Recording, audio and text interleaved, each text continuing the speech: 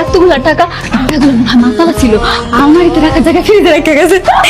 আমার মনে হয় কি হাসান এই বাড়ির মালিক আছে না, ব্যাংকের মালিক ছিল, নাহলে এতগুলা টাকা কেমন নিব? এই এতগুলা টাকা তুমি রাহনের ব্যবস্থা করো। চলো কাম করি, তুমি আমি ঢালো এনে রেখে দেখে বিহার আগে চলো চলো। এতগুলা টাকা লয়ে ভেঙে যাবে কেমনে? হ্যাঁ, জ্যান থেকে পারো একটা বড় বস্তা নিয়ে আসো, ওই বস্তায় সবটি টাকা বইরা আমরা লয়ে যাবো। ভালো কথা কইছো তো, ইয়া তোমার মাথায় বুদ্ধি আছে।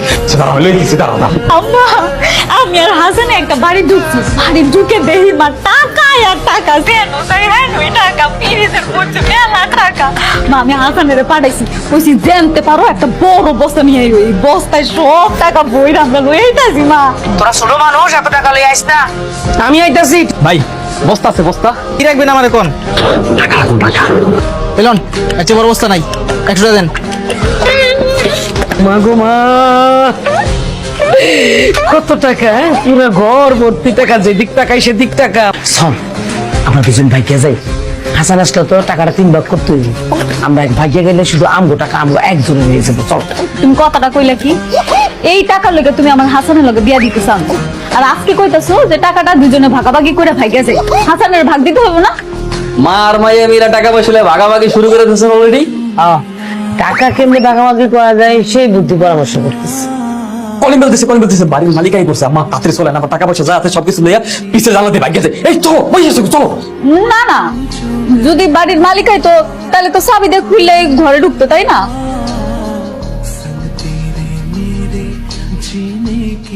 বাড়ির মালিক কে? বাড়ির মালিক আমার খালু। তার আগে স্যার হয়তো দেশে নাই, সৌদি থেকে গেছে। আচ্ছা, এই বাড়ি থেকে দোকানে বস্তা আনতে গিয়েছিল কে? স্যার আমি গেছিলাম স্যার। বস্তা কি রাখবে? বস্তার ভিতরে হ্যাঁ মানে স্যার আমি বলতেছি স্যার, আমি গেছি খালু, এত বিরাট বড় লোক।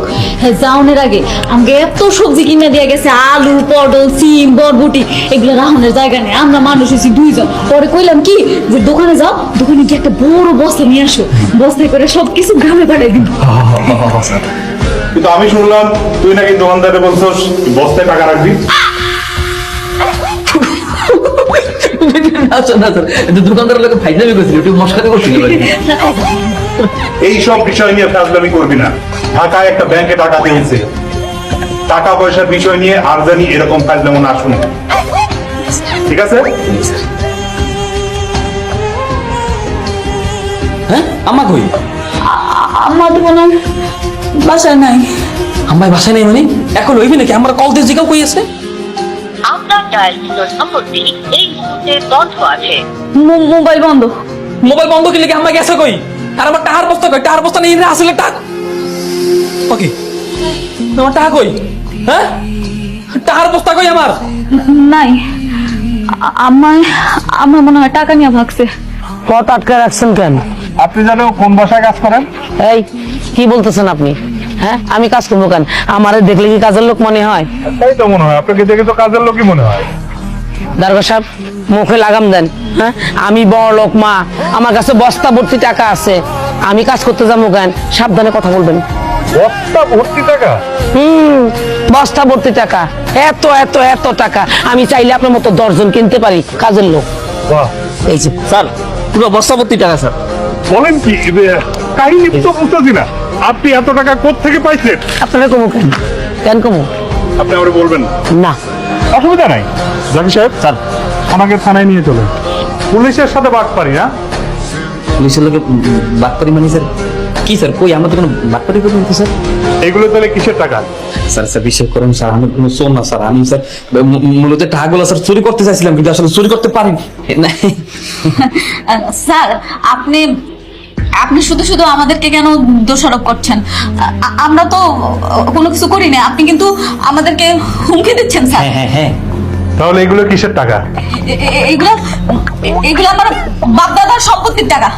হ্যাঁ স্যার, এই যে সম্পত্তি বেচা টাকা স্যার। আমার যে খালুচান আছে না, সে তো বিদেশ থাকে, তার এই সম্পত্তি আমরা দেখভাল করি। আর আমাদের বাসার যে কাজের মেয়ে রহিমা, সেই টাকাগুলো নিয়ে ভেঙে দেওয়ার চেষ্টা করছিল, তাই আমরা তারা সারাপ খাইছি। কি রহিমা, কথা বলো না কেন? আবার মিথ্যা কথা। জাকি সাহেব, এদের সবাইকে গাড়িতে তুলুন।